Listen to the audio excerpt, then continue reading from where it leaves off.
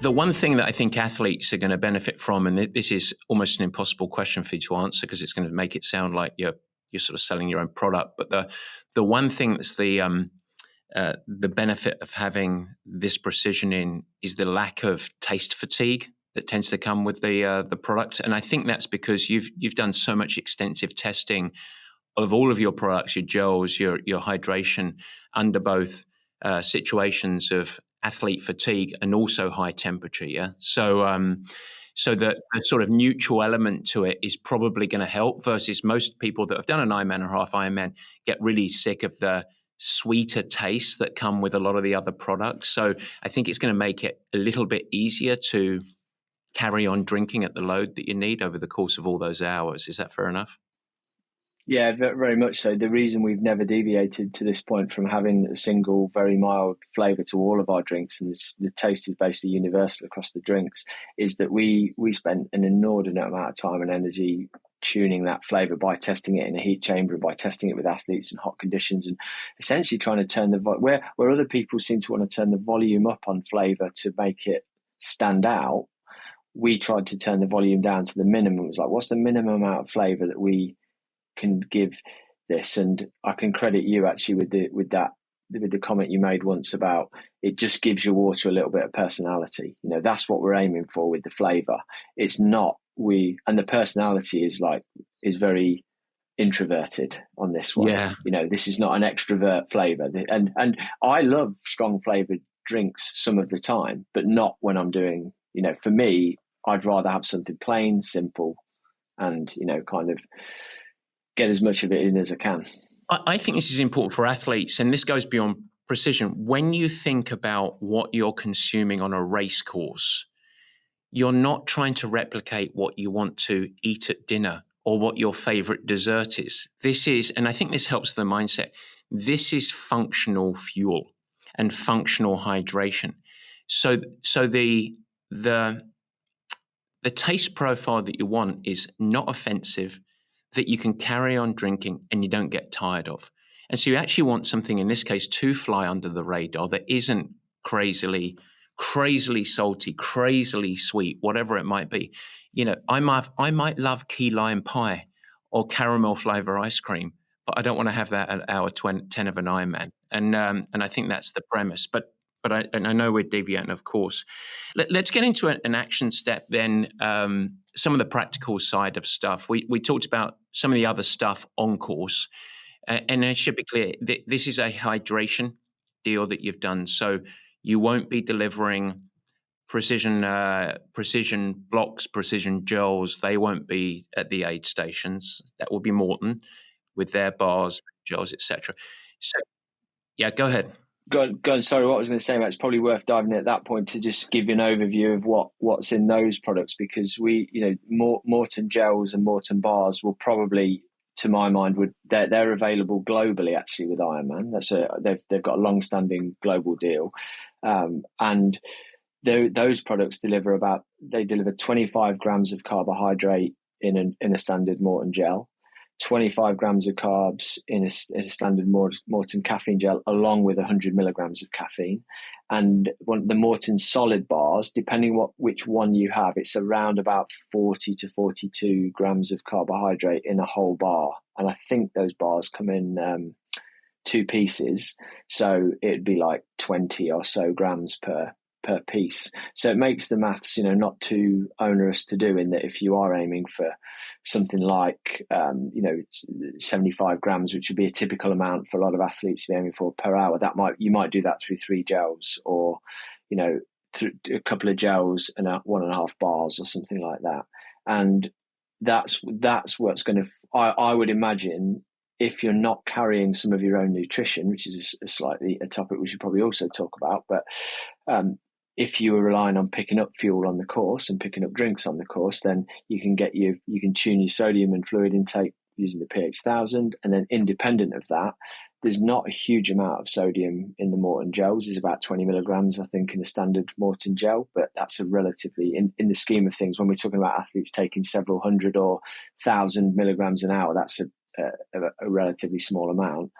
Then really you can focus on saying, right, I'm going to get my carbs from here, I'm going to get my hydration from here. Mm-hmm. As a coach, by the way, I'd just say ignore the sodium. That's where you're getting your sodium. Keep it simple. Don't make the math too complicated. So you go from there. Let's go down and let's talk about carrying your own fuel. Just a little bit of a broader topic, but carrying your own stuff as well. So this is on course if you're wholly reliant. And on the bike, this is obviously logistically challenging, but you can draw from the more products. You've got the precision hydration. Where's your recommendation on people carrying their own sort of chosen products versus getting stuff off of course?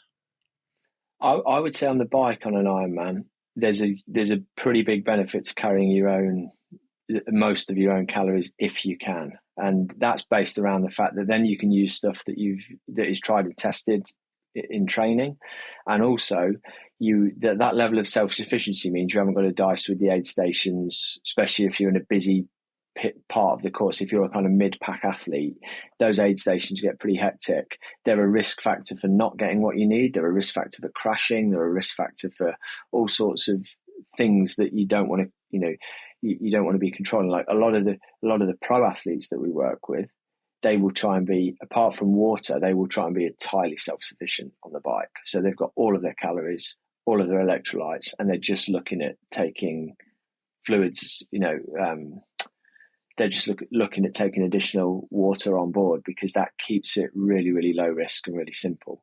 So, we've got our flow gel, which is like a runnier version of our standard gel, which you can put into a measured bike bottle, and that'll give you one pack of that, gives you 300 grams of carbs, which is a good way towards what a lot of people will need on the bike during an Ironman. So that's three plus hours of fuel in a single water bottle delivery system, basically. Yeah, it's like a 16-ounce, 500 milliliter bottle that'll hold that.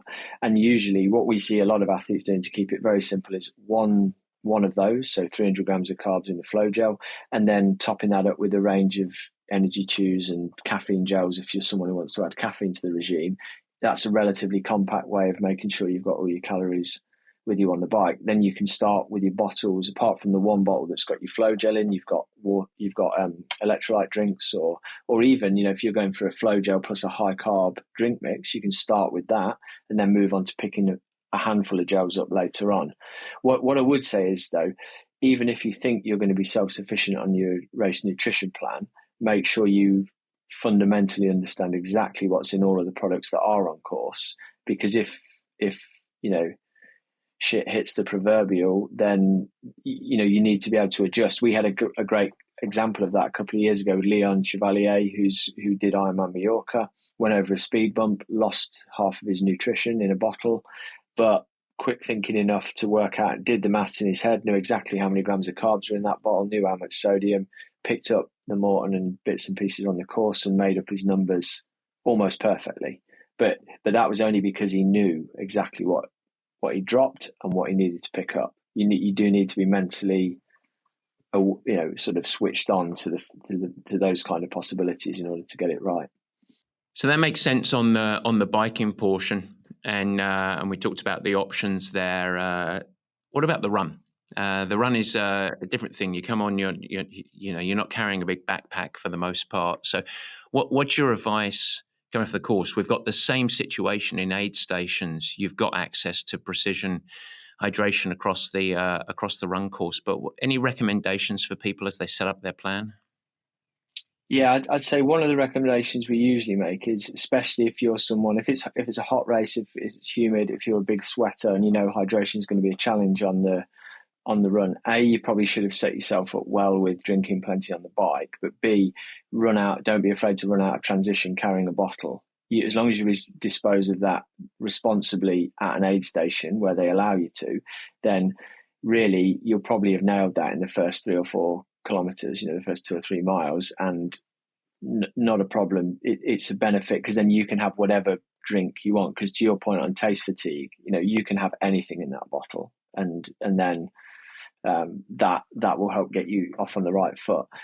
I would say a lot of athletes are going to want to carry some of the gels or chews or whatever of their choice to begin the run, but it's unlikely you're going to want to carry enough to see you around the entire run. So maybe you're a bit maybe you're a bit more reliant on aid stations on the run than you are on the bike, which is fine because we all know it's a lot easier to grab a gel off a table or from a volunteer when you're running at, less than 15 k's an hour rather than biking at 40 k's an hour. And beyond that, we also know that deeper into the age group field, like walking through aid stations, it can be a great tactic anyway in terms of prioritizing your nutrition and hydration and giving yourself a disciplined amount to walk rather than just becoming an ad hoc walking shuffle. But what I'd say overall is, again, know what's in the products. Those Morton gels have 25 grams of carbs. That's probably going to be your go-to for additional energy. There is also cola on the run, 100 mils of cola. So I would imagine each cup's going to be, it's really hard to say, but most cups are going to be between 100 and 200 mils of cola, roughly. And the maths is easy, actually, because you get about 10 grams of carb per 100 mil of cola. It's about 10% carbohydrate solution. So I'd be hedging my bets and saying, look, if I down a full cup of cola each time, that's probably going to give me 15 grams of carbs, something like that. So you can kind of do the maths in your head. On the run, for me, because I was a big sweater, I'd always carry salt capsules or electrolyte capsules. And then I'd actually be dumping those in on top of some pH 1000 on the run. Mm-hmm. But if you're less of a salty or big sweater, you could either survive on exclusively pH 1000 or a mixture of pH 1000 and water. Perfect. I want to come back and just coming back to that sort of 15 milligram, just a reminding so precision gels are 30 grams, just to give people a reference point. Morton gels, you said, are 20 or 25 grams of 25 grams of carbs. So that 15 gram in an average sort of on-course cup of Coke, they're just going to give you that. So a couple of is effectively a gel's worth of carbohydrate as a broad barometer. And then I want to briefly, in a big umbrella term, just while I've got you on advice, caffeine. People always ask about caffeine. Should I take it right before the race? Should I take it during the bike ride? Hold it for the run? Any thoughts on the addition of caffeine? Very broadly, I know it's individual. Yeah. Well, I would say the first thing is answering the question, is caffeine for me? And often that is a very subjective choice. It's like if you're a habitual caffeine user in day-to-day life and you tend to respond either neutrally or pretty well to it, there's a good chance you're not going to have an adverse reaction during an event. So I would say use it. There's no benefit if you drink coffee every day to suddenly deciding to abstain from coffee on race day. That could actually be quite detrimental because you kind of get used to the stimulant effect. What I would say is that, try and test any caffeine strategy you're going to use in a race in training. But for most people, a lot of people, it's something like, depending what stats you read, 80% of, adults in the Western world start their day with something caffeinated. And, if you're one of those people, then start your race day with something caffeinated. The usual habit that you would use before training and racing is fine. We see a lot of more serious and professional athletes incorporating a caffeine gel about 15 minutes before the start, because that gives you a bit of glucose in the system. And also that caffeine takes between 20 and 60 minutes to really get into the bloodstream, and it takes closer to 60 minutes to peak in the bloodstream. So actually for them, that starts kicking in towards the end of the swim, which is a good time to get an additional boost. And then from then on, it's really about dripping caffeine in. The performance dose is about 3 to 6 milligrams per kilogram per 2.2 pounds of your body weight. So with a little bit of maths, you can work out roughly what that is. But for most people, it's going to be 2 or 3 caffeine gels on the bike, and it might be another 1 or 2 on the run, because as you get towards the end of an Ironman, the caffeine, the half-life of the caffeine means that it's the bit that you took before the swim is kind of already metabolized or being metabolized and out of the system. What I would say is the number one kind of mistake with caffeine is maybe like saving it until, say, the last hour of the run or something like that. A, you can get substantial benefits earlier on by using it, and B, if you take it in the last hour, it's going to be helping you once you've crossed the line as opposed to before you cross the line. So sugar gets into your bloodstream and is effective really quickly, 10, 15 minutes. Caffeine, it's more like 45 to 60 minutes. So just bake that into your head. If people want to really get into the weeds on that, we've got a series of 3 articles that kind of walk you through caffeine use for triathlon and endurance athletes on our website, and that going to our knowledge hub and finding those would be a really good place to start. It's a good place. And just for folks that are not familiar, so half-life is effectively the time that it leaves the system and transfers through. So this can be accumulative, and give or take with caffeine, it's about 8 hours. And that's why you sort of reference consuming it at the front. By the time, for most athletes, by the time you're 8 hours into an Ironman, you've still got some to go, but that first gel is getting rid of it. So I think that point in not saving it till way to the end is really important, because athletes think, caffeine, an hour to go, that's going to get me home. It's like, no, that will just make sure that you don't sleep that night. So, but you're not going to anyway, because you're so overstressed. So Andy, thank you very much. I guess my last question is, if folks want to understand more or want to get some advice, some further advice from you or your team, where should they best go to understand the products more, but also maybe get the next real practical individual steps on education or formulating their own action plan for fueling and hydration?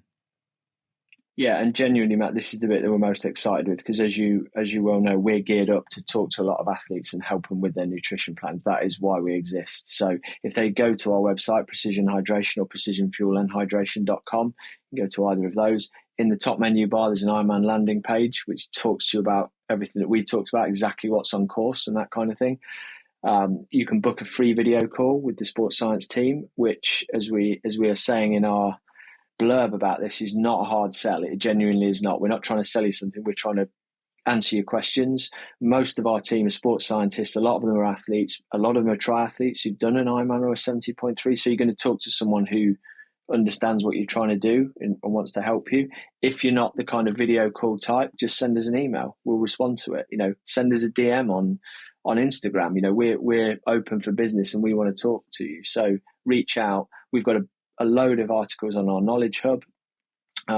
So yeah, basically come and find us online, reach out in whatever way you feel most comfortable with, and we'll get back to you. Oh, and very importantly, what I haven't mentioned is, specifically if you're racing an Ironman European race, our fuel and hydration planner, which is on the website, has all of the Ironman races now baked into it. So you haven't got to enter all the details. You just select the race that you're doing.